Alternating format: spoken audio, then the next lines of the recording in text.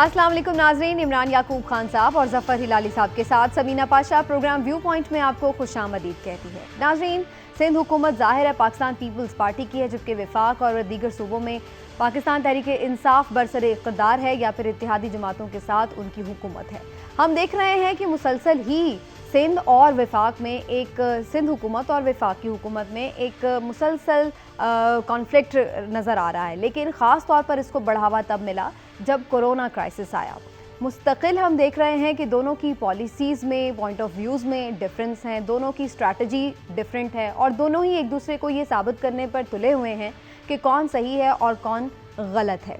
ऐसे में आज हमने देखा कि बिलावल भुट्टो जरदारी ने एक फिर से धुआंधार प्रेस कॉन्फ्रेंस की। उन्होंने वज़ीर आज़म से इस्तीफ़े तक का मुतालबा कर दिया है और उनका ये कहना है कि वफाक उनको वो तावन फराहम नहीं करा जो उसे करना चाहिए। और साथ ही वो ये भी कहते हैं कि क्राइसिस बढ़ता चला जा रहा है क्योंकि वफाक ने उतनी संजीदगी का मुजाहरा नहीं किया जो उसके से हम मुतकाज़ी थे।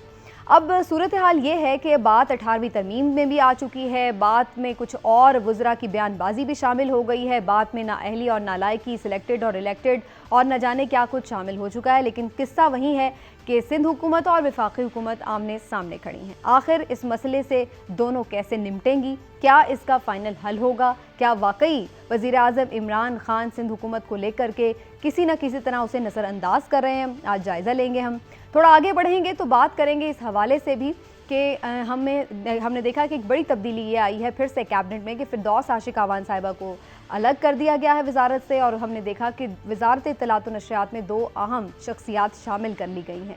ये तब्दीलियाँ क्यों कर हुई और इसके आने से इमरान खान और हुकूमत को कितना फ़ायदा होगा या नुकसान होगा, इसका भी जायज़ा लेंगे और आखिर में कुछ लेबर डे के हवाले से भी बात होगी। तो प्रोग्राम में आज भी काफ़ी कुछ है, आपको रहना होगा हमारे साथ। मैं आपको कहूँगी खुशामदीद। वैसे तो इमरान साहब आज बिलावल भुट्टो जरदारी ने जो बातचीत की है उनके काफ़ी पॉइंट्स हैं बात करने के, और ख़ुद इमरान खान साहब की भी काफ़ी इस पूरे वीक में काफ़ी चीज़ें हैं जिन पे बात हो सकती है। लेकिन मैं ख़ास तौर पर इस बात से आगाज़ करना चाहूँगी कि बिलावल भुट्टो जरदारी कह रहे हैं कि इमरान खान साहब अगर कुछ नहीं कर सकते तो फिर वो इस्तीफ़ा दे दें। आप समझते हैं कि कोरोना क्राइसिस पर इमरान खान साहब ने कुछ नहीं किया, लिहाजा उन्हें मुस्ताफ़ी हो जाना चाहिए? बिस्मिल्लाहिर्रहमानिर्रहीम। समीना, मैं अपने सियासतदानों, अपने लीडरों और उनके रवैयों पर कुछ भी बात करने से पहले यहाँ ये ज़रूर जिक्र करना चाहूँगा कि एक अमेरिकी सदर होते थे, अमेरिकी सदर, अच्छा, रिचर्ड निक्सन। उनकी एक किताब है लीडर्स। उसमें लिखते हैं कि वो उस किताब में लिखते हैं कि लीडर बहरानों में नहीं बनते, बल्कि बहरानों के दौरान सियासतदानों के दुरुस्त फैसले उन्हें लीडर बना देते हैं। ठीक। तो हमें, हमारे सियासतदानों को भी ये सोचना चाहिए कि इस क्राइसिस में वो इस तरह का तर्ज अमल इख्तियार करें, इस तरह के दुरुस्त फैसले करें कि वो लीडर बन जाएं, वो बोने ही ना रहें, बिल्कुल वो लीडर बन जाए। अब इमरान खान की तरफ आ जाता हूँ, आपके सवाल की तरफ। इमरान खान जो कर सकते हैं, मैं ये नहीं कह रहा कि 100% उन्होंने वैसे ही किया है, लेकिन बहरहाल मैं ज़ाती तौर पर समझता हूँ कि उन्होंने अपने तय कोशिश की है जो वो समझते हैं। लेकिन इमरान खान की एक प्रॉब्लम है जो मेरा ख्याल है हर बड़े आदमी की प्रॉब्लम होती है कि हर बड़ा आदमी ये समझता है कि जो फैसला वो करता है, जो सोच वो रखता है, शायद वही सही सोच है। इमरान खान को भी चाहिए कि दुनिया से, जो दुनिया में मिसालें मौजूद हैं इसी कोरोना के खिलाफ लड़ते हुए, उनसे भी कुछ सबक सीखें। बहरहाल इमरान खान, मैं ये नहीं मानता कि बिलावल भुट्टो जरदारी ने बिल्कुल ठीक किया, इमरान खान ने कुछ नहीं किया और इतना कुछ नहीं किया कि उन्हें इस्तीफ़ा दे देना चाहिए। इमरान खान ने जो कर सकते थे किया है, लेकिन उसको बहुत बेहतर भी किया जा सकता है। तो इस्तीफे का मुतालबा आपके ख्याल से जायज़ मेरे ख्याल में इस वक्त इस बिना पे इस्तीफे का मुतालबा को इतना जायज़ नहीं है। बिल्कुल ठीक है। हिलाली साहब, आपका इस पे क्या टेक है? क्या वाकई प्राइम मिनिस्टर इमरान खान साहब को मुस्ताफ़ी हो जाना चाहिए क्योंकि बिलावल के बकौल वो कोरोना क्राइसिस को सही से हैंडल नहीं कर सके, और वो ये भी कहते हैं कि सिंध गवर्नमेंट ने तो सबसे अच्छा हैंडल किया लेकिन उल्टा उस पर तनकीद होती है? तो आप तो खुद कराची में हैं, आपने भी सब चीज़ें देखी, वाकई इतना अच्छा हैंडल किया सिंध गवर्नमेंट ने? देखिए समीना, सिंध गवर्नमेंट ने क्या हैंडल किया, वो लॉकडाउन लगा देते हैं 12 बजे के बाद और 3 बजे तक वो लॉकडाउन रहता है जुमे के वक्त। तो अगर आप समझते हैं वो अच्छा हैंडलिंग है तो ठीक है, आप समझ सकती हैं। मैं तो ये समझता हूँ कि ये देखिए, ये लफ्ज़ जो इस्तेमाल किया बिलावल, सैबोटाज कर रहा है सिंध गवर्नमेंट को, ये गलत अल्फाज है। एक गलत अल्फाज है सेंटिमेंट इज़ रॉन्ग ऑल्सो। और अफसोस से कहना पड़ता है कि ऐसे वक्त पे वाकई इनका इत्तेहाद बिल्कुल नहीं है। ये मुझे वरीसम एक कोई चीज़ है जो मुझे लगता है कि इस वक्त भी अगर ये इकट्ठे नहीं होते हैं। मैं ये जानना चाहता हूँ कि भाई मिलते क्यों नहीं हैं? मिल के खुदा के लिए एक यूनाइटेड पोजीशन लो, क्यों नहीं मिलते हो तुम? एक एक से इतना नफरत करना। तो पार्लियामेंट्री डेमोक्रेसी में जो भी आप कहते हैं, पार्लियामेंट में बाहर प्लस ये वो, एक बेसिक रिस्पेक्ट होता है और एक बेसिक एक एफिनिटी होती है। जब आपको पता है कि ऑपोजिशन और गवर्नमेंट दोनों चाहिए एक मुल्क को, ये नहीं कि ऑपोजिशन कमजोर हो और गवर्नमेंट स्ट्रांग हो तो वो गवर्नमेंट वो मुल्क के लिए बेहतर है, बिल्कुल नहीं है। एक दूसरी बात ये है किस पे लड़ रहे हैं ये, आपने ये नहीं जिक्र किया। ये 18th अमेंडमेंट, ये तो छोड़ें आप, कोरोना के बारे में स्मार्ट और स्ट्रिक्ट और सॉफ्ट वो सब छोड़ें, ये 18th अमेंडमेंट पे लड़ रहे हैं। और देखिए तो सही, हैरानगी की बात नहीं है, आप समझती हैं कि जब ये 18th अमेंडमेंट पास हो रहा था, डिबेट हो रहा था, दो फैमिलीज जो एक पंजाब और दो सिंध को कंट्रोल करते हैं, आप समझे, ये पॉलिटिकल माफियाज जो हैं इन दो फैमिलीज में, ये इकट्ठे हो गए, ये इकट्ठे होके वो 18th अमेंडमेंट पास कर दिया। मैं पूछना चाहता हूं हमारे जो और पावर्स दैट बी हैं वो किधर थे भाई? उस वक्त वो कियानी किधर सो रहा था और क्यों सो रहा था? क्या उसको पता नहीं था कि क्या होने वाला है? अब ये हो रहा है कि एक साइड कहती है कि 18 तरमीम जो है इंश्योरेंस अगेंस्ट है बैड गवर्नेंस का, हमारा वो इंश्योरेंस है कि अगर बैड सेंट्रल गवर्नमेंट हो तो कोई बात नहीं। और इमरान खान साहब और सेंट्रल गवर्नमेंट जो भी आएगा वो कहेगा कि ये तो हम इसको एक्सेप्ट ही नहीं कर सकते, इसलिए कि हमें इंश्योरेंस चाहिए कि अगर प्रोविंस ठीक से नहीं चला। तो आपको लगता है कि बुनियादी जो इनके दरमियान वजह है वो 18वीं तरमीम है, चाहे उसके लिए ठीक है, मैं यही पॉइंट आपका लेके जाती हूँ इमरान साहब से। इमरान साहब, हमें 18वीं तरमीम पे तो बात करनी ही थी, लेकिन हिलाली साहब का ये कहना है कि वफाक और सिंध हुकूमत जो बार बार छोटे छोटे कभी किसी मामले पे कभी किसी मामले पर आमने सामने आ जाती है, उसकी बुनियादी वजह 18वीं तरमीम है। जबकि हम तो देखते हैं गवर्नमेंट कई दफ़ा इस बारे में डिनाइल भी आ चुका है उनका कि जी हम फिलहाल तो उसको कोई छेड़छाड़ नहीं कर रहे, ना हमारे पास मेजॉरिटी है। सबीना, ये एक बड़ी इंटरेस्टिंग सूरत हाल है। मुझे आप ये बताएं कि पीटीआई में इस वक्त मैं बात कर रहा हूँ, उनके कितने लोग हैं जो उनके टिकट पे मुंतखब हो के आज असम्बलियों में बैठे हैं, आज कौमी असम्बली में बैठे हैं, आज सेनेट में बैठे हैं, जो पहले उस वक्त जिस वक्त ये 18वीं तरमीम मंजूर हुई थी उस वक्त वो इसके हमायती थे। सही कह रहे हैं। उन्होंने मुख्तलिफ पार्टियों के मेंबर के तौर पे इसकी हमायत की थी, इसके हक में वोट दिया था। पहली बात तो ये।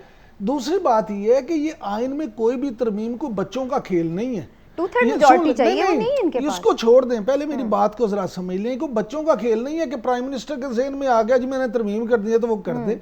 इस पे आपको इमरान खान साहब सबको आपको लेना पड़ेगा एतमाद में।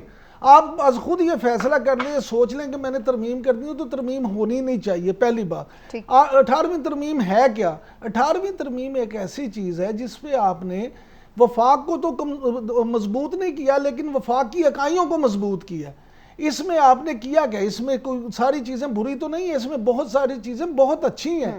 18वीं तरमीम में आपने सूबों को मेन इशू ये बना रहे हैं जी, सेहत और एजुकेशन जो है, तालीम और सेहत, इसके शोबे क्योंकि सूबों में को चले गए हैं। वफाक कर कुछ नहीं सकता। भाई क्यों नहीं कर सकता? वफाक सब कुछ कर सकता है।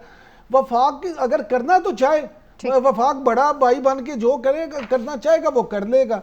यहाँ मैं समझता हूँ प्रॉब्लम ये होती है कि जब आप फिर वो कहूँगा हाथ ना पहुँचे थू कोड़ी, एक मिसाल है कि अगर वफाकी हुकूमत कर नहीं पा रही तो वो कह रही है जी ये 18वीं तरमीम का मसला है। भाई जब 18वीं तरमीम हो जाएगी तो फिर आप नहीं करेंगे तो फिर क्या होगा? इसलिए मैं नहीं इसको समझता ये जानबूझ के लोगों की तवज्जो दूसरी तरफ मबजूल कराने की। आपने एग्जैक्टली वो बात की है जो बिलावल भुट्टो भी कह रहे हैं, और वो ये कह रहे हैं कि 18वीं तरमीम का ये जो शोशा है ये छोड़ दिया गया, ये तवज्जो हटाओ मुहिम है। सुन लेते हैं जी बिलावल की ज़ुबानी। 18th अमेंडमेंट पे उसके खिलाफ बहुत सी साजिशें हुए हैं और भी होंगे। 18वीं तरमीम को कोई खतरा नहीं है। इस वक्त वफाकी हुकूमत ने ये शोशा इसलिए डाला है ताकि वो तवज्जो आपका हटे, मेरा हटे और हम सब इस ट्रक की पत्ती के पीछे पड़े। हिलाली साहब, तवज्जो कौन हटाना चाह रहा है? बिलावल हटाना चाह रहे हैं या वफाकी हुकूमत? क्योंकि उधर से तो हमें इस बारे में इतनी बात नहीं सुनाई दे रही जितनी खुद पीपल्स पार्टी की तरफ से सुनाई दे रही है।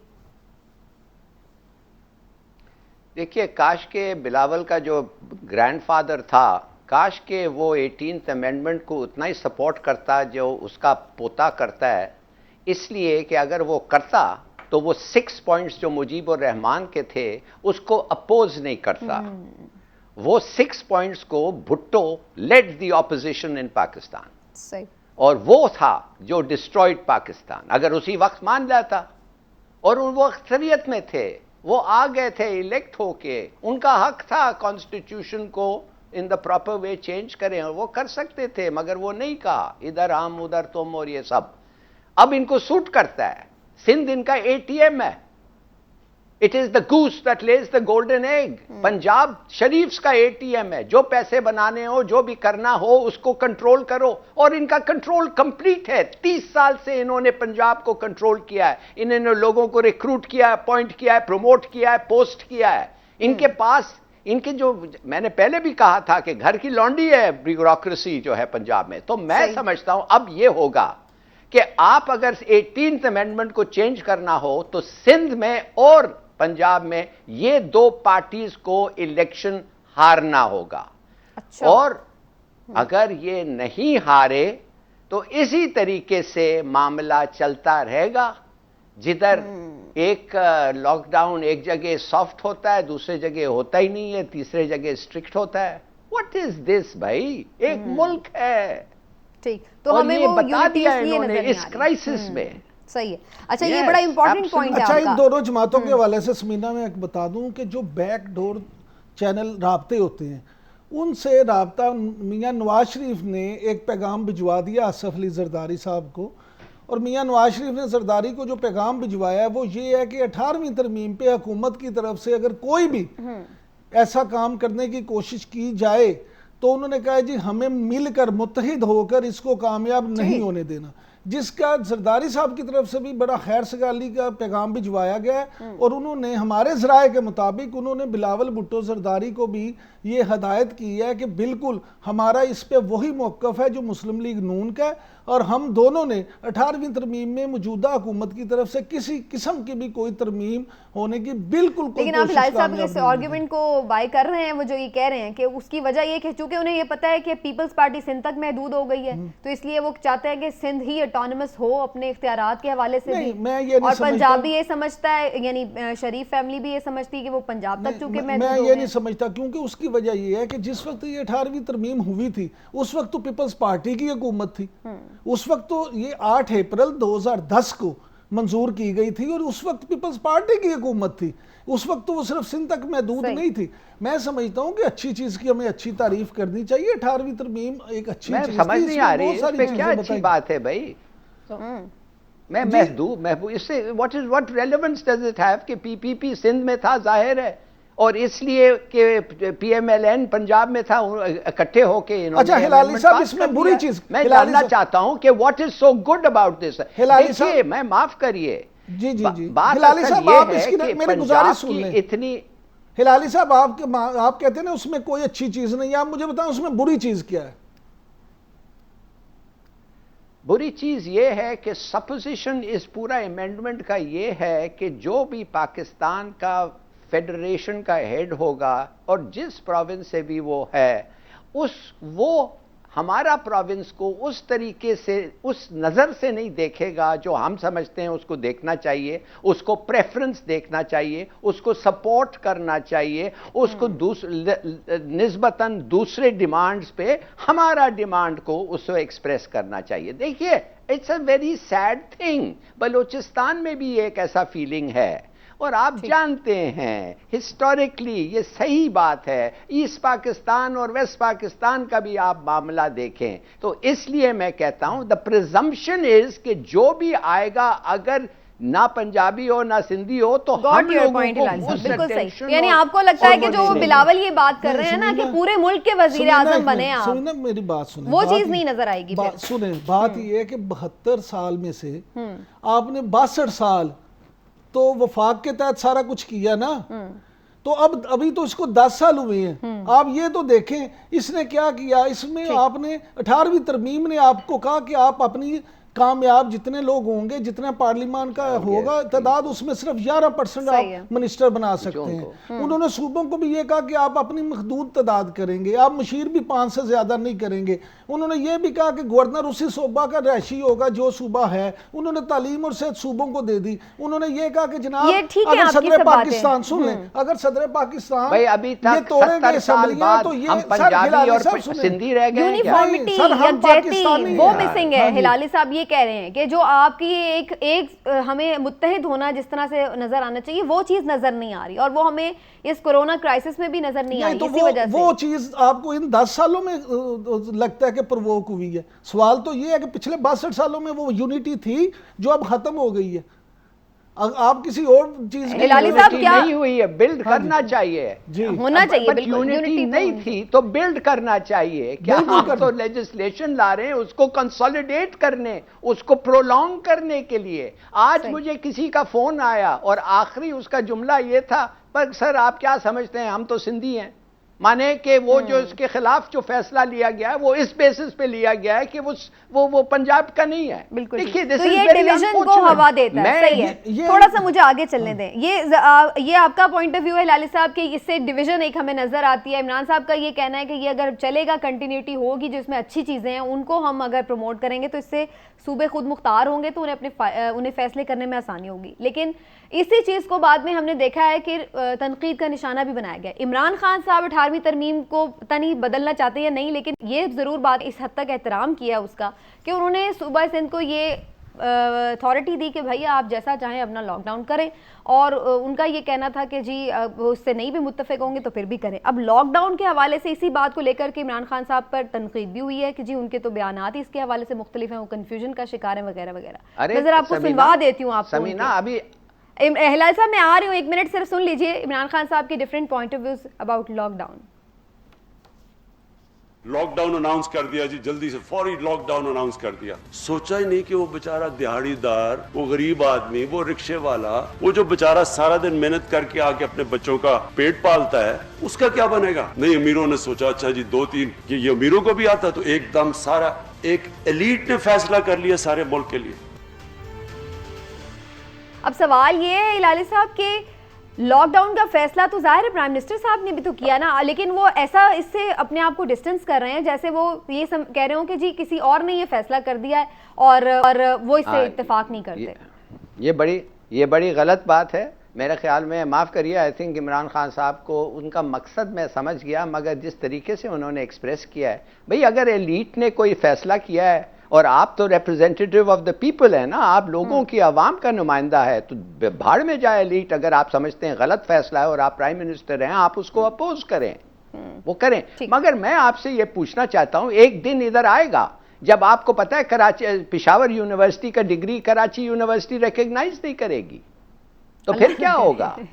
वो कहेंगे कि हम रिकॉग्नाइज नहीं करते, बॉर्डर बंद कर दें, फिर क्या होगा। आपने देखा है कि ये it almost came to that, फिर भागते भागते सुप्रीम कोर्ट जाएंगे। ठीक है हिलाली साहब, ये आने वाले दिनों में भी हम इस पे 18वीं तरमीम के हवाले से बात करेंगे, आपके कंसर्न्स बड़े जायज हैं। लेकिन मैं जो अभी इमरान खान साहब की जो मैंने आपको गुफ्तगू सुनवाई उस पर आपका भी कमेंट पर मुझे ब्रेक पर भी जाना है। क्या आपको लगता है इमरान खान साहब ने चारों नाचार ये फैसला तो कर लिया लेकिन वो दिल से इसके साथ नहीं थे, और इसी वजह से सिंध भी इसी बात पे तनकीद कर रहा है कि चूंकि वो दिल से साथ नहीं थे इस फैसले के, लिहाजा उसके इफेक्ट्स हमें वो नजर नहीं आते जो होने चाहिए। मुझे तो कुछ और लगता है। अच्छा, मुझे तो लगता है कि इमरान खान साहब इस तरह के बयान दे के ना अपनी बेबसी जाहिर करते हैं कि मैं चाहता तो नहीं था पर मैं क्या करता, हो गया, मैं तो ये नहीं करना चाहता था, जिन्होंने कर दिया। भाई कौन है वो एलीट? वजीर आजम से बड़ी भी कोई एलीट है? हिलाली साहब मुझे तो हैरत होती है कि वजीर आजम इस तरह के ख्याल करे। आप सही कह रहे हैं, आज के भी एलीट ने कर दिया। सर आप वजीर आजम है, आप उस एलीट की ऐसी की तैसी आप करें, आप कहें जी मैं बतौर वजीर आजम ये कहता हूँ कि ये नहीं होगा, फिर देखें कौन सा वजीर आला नहीं मानता। आप लीड तो करें, अगर आप खुद लीड नहीं करेंगे तो होगा क्या। और ये अपनी वीकनेस शो होती है, जैसे नवाज शरीफ के टाइम पे भी जब जाने की इजाजत भी दे दी। हाँ ठीक है, अब मुझे एक मिनट दें, मैं आपको ये कहना चाहता हूं कि जब लॉकडाउन उन्होंने कहा कि लॉकडाउन नहीं होना चाहिए, और आपको पता है कि पंजाब ने भी लॉकडाउन कर लिया और फ्रंटियर ने भी, केपी ने भी लॉकडाउन कर लिया, तो वो तो उनके गवर्नमेंट्स हैं। गवर्नमेंट वो से क्यों ही है। हुआ? आज बिल्कुल सही कह सर, बिल्कुल आज सही कह रहे हैं सही आप। कह रहे हैं। रात- मुझे ब्रेक इसलिए ले लेने हुआ। दें सर, आखिरी बात, ब्रेक रात जरूरी है, को- ब्रेक ले लेने दें। रात को इमरान खान साहब ने तकरीर की, सुबह पंजाब ने लॉकडाउन बिल्कुल का ठीक है। ऐलान और कर ये दिया। हमने उस वक्त भी देखा हाँ जब जी। नवाज शरीफ साहब को पहले दे दी, कि बाद में हमने देखा कि वो इसी बात पे हमें ऐसा लगा कि कुछ फासले पे नजर आ रहे हैं इस फैसले के। बहरहाल जनाब, एक ब्रेक लेते हैं, ब्रेक से वापस आएंगे तो मजीद भी बात करेंगे कुछ कैबिनेट की तब्दीलियों की, वाकफा न्याल की बड़ी खबर भी ब्रेक के बाद।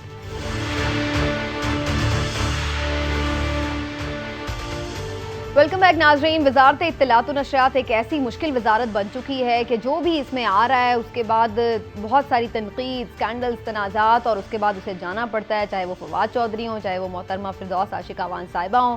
अब 2 मज़ीद लोग शामिल हो गए हैं इस कैबिनेट में जो कि वजारत इत्तलात को देखेंगे। लेकिन मामला क्या है, फिरदौस साहिबा क्यों चली गई, नए लोग क्यों आए, ये सवाल बड़ा आजकल गर्दिश में है। और वाकफा ने हाल भी इसी से मुतालिक बड़ी स्टोरी भी लाए हैं। इमरान साहब से जानते हैं। इमरान साहब, क्या वजह बनी है फिरदौस आशिका अवान साहिबा, वो तो बज़ाहिर तो बड़ा दबंग अंदाज में डिफेंड भी कर रही थी गवर्नमेंट को भी और सारा कुछ, तो फिर क्या वजह बनी उनकी अचानक जाने की? और फिर उन्होंने खुद भी जो बताना था इस मुतालिक, प्रेस कॉन्फ्रेंस भी करनी थी, वो भी ना उन्होंने की। समीना, हमारे वाकफा ने हाल ने जो बात बताई है ना कि असल में बात हुई क्या है, तो ये है कि जो ये स्टोरीज है ना कि करप्शन उतनी बड़ी नहीं थी। अच्छा। जिस तरह वो पीपल्स पार्टी के दौर में भी आपको याद होगा मिनिस्टर रही हैं, इतलात और नशरियात की वजीर रही हैं, तो उस वक्त तो आपको पता है कि इतना बुरा भी नहीं मनाया जाता था। तो ये जो मुलाजम रखने की बात है, गाड़ियाँ इस्तेमाल करने की बात है, नौकरियों की बात है, ये छोटी मोटी चीज़ें उस वक्त भी चलती थी। दुखी दिल के साथ आबदीदा उन्होंने गिलानी साहब की कैबिनेट से इस्तीफा दे दिया था और कहा था मुझे कोई ऑन नहीं करता। यहाँ क्या था? अब भी यही इशू है। अच्छा। इशू ये है कि प्राइम मिनिस्टर को ये था, हमारे वाकफा ने हाल के मुताबिक प्राइम मिनिस्टर का ख्याल ये था कि छोटी करप्शन ही बड़ी करप्शन को जन्म देती है। तो अगर अब ना रोका गया तो एक तो वजह ये थी कि मजीद काम बढ़ जाएगा, दूसरा ये थी वजह मेन कि ये इन्हें कबूल कोई नहीं कर रहा था। अब ये कहना ये चाह रही थी जो प्रेस कॉन्फ्रेंस जिसकी इन्होंने इनविटेशन भी भिजवा दिया था मीडिया को, इन्होंने 11:30 बजे दोपहर को ये करनी थी प्रेस कॉन्फ्रेंस, लेकिन फिर कुछ हलकों की तरफ से इन ये मैसेज दिया गया कि खबरदार आपने प्रेस कॉन्फ्रेंस नहीं करनी। लिहाजा उन हलकों के कहने पे इन्होंने वो प्रेस कॉन्फ्रेंस मुलतवी की है। जो नेशनल प्रेस क्लब है इस्लामाबाद, उनके साथ इनके सब मामला तय हो चुके थे। हाँ जी। उसके अलावा इनको जो है, इनका ख्याल में, मैडम के ख्याल में, डॉक्टर शहबाज गिल, आज़िम खान साहब, शहजाद अकबर साहब और असद उमर साहब, ये 4 जो लोग हैं ये इन्हें बिल्कुल बर्दाश्त नहीं कर पा रहे थे। अच्छा। लिहाजा इन चारों ने मिल के खिचड़ी पकाई है। हालांकि मैं आपसे यहाँ पे एक अर्ज कर दूं कि आजम खान के बारे में लोग कहते हैं, जहांगीर तरीन साहब ने भी अभी आपको पता है कुछ दिन पहले उन पे इल्जाम लगाया था। तो आजम खान जो हैं वो असल में अगर आप देखें तो वो तो प्राइम मिनिस्टर की जुबान बोलते हैं। सही है। वो उनकी अपनी इतनी वो जो हैसियत नहीं है कि अपने आप वो फैसला ले सकें, लेकिन वो जो वज़ीर आज़म कहते हैं वो उस पर अमल करते हैं। बिल्कुल ठीक है। तो ये थी जी सारी सूरत हाल अंदर की कहानी, साहिबा क्यों गई। लेकिन हिलाली साहब जो अब लोग आए हैं, आसिम बाजवा साहब को उन्होंने पॉइंट किया है मुआविन खुसूसी के तौर पर, और शिबली फराज साहब को वजारत इत्तलात सौंपी है। आपके ख्याल से अच्छी चॉइसेस हैं इमरान खान साहब ने ली? मैं इनको जानता नहीं हूँ, सुना है अच्छे लोग हैं, मगर ये अभी एक स्पेशल असिस्टेंट, एक लेफ्टिनेंट जनरल को बना दिया है इन्होंने, तो अब मिनिस्टर की कौन बात सुनेगा भाई? मिनिस्टर का क्या हैसियत रह गया है, नंबर 1। दूसरी बात यह है कि आप मुझे बताएं किस डेमोक्रेसी में मिनिस्टर ऑफ इंफॉर्मेशन होता है? किस डेमोक्रेसी में मिनिस्टर ऑफ इंफॉर्मेशन होता है? आपके पार्टी ऑफिसेज हैं पूरे मुल्क में, हर जगह पार्टी ऑफ पॉलिटिकल ऑफिसेज हैं, लोकल गवर्नमेंट से लेके MNA तक, MPA तक, भाई वो इंफॉर्मेशन देते हैं ना पार्टी के बारे में। उसके अलावा आपके पास लोकल गवर्नमेंट बॉडीज हैं, लोकल गवर्नमेंट के लोग हैं, वो आपको बताते हैं कि हुकूमत के फैसले वैसले क्या। What the hell are you doing with the minister of disinformation? आप डालना चाहते हैं। अच्छा। आप एक्चुअली मिनिस्टर ऑफ इंफॉर्मेशन ये डिसइंफॉर्मेशन डालता है, ये कहता ये है कि मेरा जो सरबराह प्राइम मिनिस्टर है, जो पता नहीं क्या उसको बताते हैं, वो ये कह रहा है, वो ये है। You know, it's a personal praise के लिए एक पूरा मिनिस्ट्री रखा हुआ है जिसमें पैसे भी बनते हैं। हिलाली साहब, सैड, इट्स अननेसेसरी। आपको तो लगता है ये थर्ड वर्ल्ड है। ठीक है। लेकिन इमरान साहब, आपको लगता है कि मीडिया के साथ जो रिलेशन इस वक्त चल रहे थे इमरान खान साहब की गवर्नमेंट के, और वो जाहिर है सबको मालूम है कि बहुत आइडियल नहीं है, तो आपको लगता है इसी दबाव की वजह से बार बार वजारत इत्तलात चेंज हो रही है और अब जो लोग आए हैं वो संभाल सकेंगे ये रिलेशन? अच्छा, पहली बात तो ये है कि ये दोनों लोग जो आए हैं, अब उन पे थोड़ा सा कर दूं कि शिबली फराज साहब पीटीआई का अपना चेहरा है। हाँ। पीटीआई के नजरियाती आदमी है, इसलिए जो ये एक सोच थी ना कि पीटीआई का अपना बंदा होना चाहिए, वो इसलिए बने हैं। दूसरा आ जाते हैं जनरल आसिम सलीम बाजवा साहब की तरफ। तो आपको याद होगा कि जनरल आसिम साहब के दौर में आईएसपीआर, जब वो डीजी आईएसपीआर बने, तो उसको उन्होंने बहुत अच्छे तरीके से चलाया। ना सिर्फ अच्छे तरीके से चलाया, बल्कि उसकी नए सिरे से जो कहते हैं ना, पूरी एक उन्होंने उसकी रिस्ट्रक्चर भी किया। और उस दौर में आर्मी का जो इमेज है वो बड़े अच्छे अंदाज में, बहुत अच्छे अंदाज में बेहतर हुआ। तो मुझे उम्मीद है ये दोनों अच्छा काम करेंगे। लेकिन हिलाली साहब ने जो बात कही है, मैं इस पर जरूर करना चाहूँगा कि पाकिस्तान और पाकिस्तान जैसे दूसरे ममालिक में मिनिस्ट्री ऑफ इंफॉर्मेशन सिर्फ दो कामों के लिए रखी जाती है। एक ये कि मीडिया को कंट्रोल कैसे किया जाए, और दूसरा ये कि जो इश्तहारात हैं वो अपने काबू में रखे जाएं, और उसमें से जो 2 नंबर लोग होते हैं वो अपनी दिहाड़ी बनाते हैं और बाकी जो है उनके जरिए से मीडिया को कंट्रोल करते हैं। तीसरा काम नहीं। जब तमाम वजारतों के अपने तर्जुमान है, प्राइम मिनिस्टर के अपने तर्जुमान है, तो फिर इस मिनिस्ट्री की ऐसा उस तरह से जरूरत बाकी नहीं रहती। चलें जी, देखते हैं ये नए लोग जो आए हैं वो किस तरह से बेहतर कर सकते हैं परसेप्शन गवर्नमेंट का ओवर, और जो एक हमेशा शिकायत करते नजर आते हैं प्राइम मिनिस्टर साहब मीडिया से भी, क्या वाकई अब वो कुछ तब्दीली लाने में कामयाब हो सकेंगे ये दोनों हजरात जो आए हैं? देखना है जी तो क्या होता है वक्त के साथ। एक ब्रेक लेते हैं, ब्रेक से वापस आएंगे तो बात करेंगे कुछ मईशत की भी। पेट्रोल भी सस्ता हुआ है, क्या इससे फ़ायदा होगा? और लेबर डे भी था, तो आज मजदूर के हालात कैसे हैं मईशत के इस सारे घन चक्कर में? एक ब्रेक के बाद।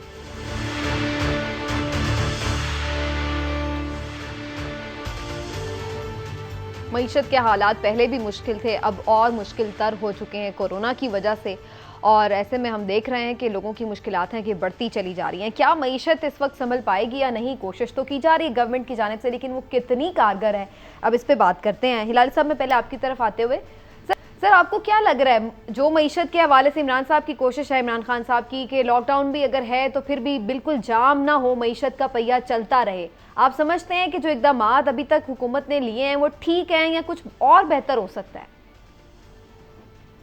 भाई, मुझे तो अभी हमारे दोस्त को फ़ोन आया था, आज दोपहर को फ़ोन आया था IMF से, जिधर एक हमारा एक दोस्त है उधर काम करता है। वो कहता है आप लोग कर क्या रहे हैं? हम तो पूरी दुनिया को कहते हैं स्पेंड स्पेंड स्पेंड, खर्चो, और तुम उसकी ऑपोजिट कर रहे हो। तो तुम कब इकोनॉमी को अपनी स्टिम्युलेट करोगे? जब वो कोलैप्स कर जाएगा। मिसाल के तौर पे देखिए, वो उसका मतलब ये था कि तुम्हारा एहसास का जो प्रोग्राम है, उसके साथ 12 और तुम वो प्रोग्राम साथ रखे थे, वो 0.4% GNP का था। It is 1.2 trillion rupees.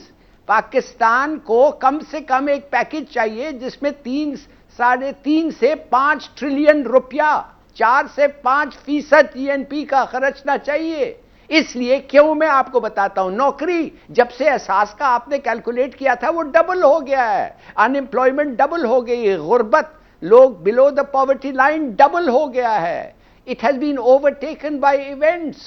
अब गरीब को प्रोटेक्शन चाहिए, ये एहसास काफी नहीं है भाई, आप समझिए इसको। ये अच्छा, दूसरी बात है एहसास को मैं आपको बताता हूं, उसकी एडमिनिस्ट्रेशन ये सब एक एक को तारीफ करते रह रहे हैं। मैं आपको बताता हूं, एक औरत जिसको पैसे में भेजता हूं, वो कहती है जी मैं 12,000 रुपया उन्होंने मेरा इसलिए रोक लिया कि वो कहते हैं कि तुम क्या कहते हो, फोन पे इजी पैसे पे पैसे भेज रहे हो। मैंने कहा हाँ, तुम एक बेवा औरत हो, तुम्हारा एक बच्चा भी फौत हो गया है, पता नहीं क्या क्या उसके साथ हुआ है हरकतें। मैंने कहा इसलिए, कहते हैं जी इसलिए उन्होंने ये देख लिया कि मेरे इजी पैसे अकाउंट पे पैसे आ रहे हैं, लिहाजा मेरा 12,000 रुपया उन्होंने रोक लिया।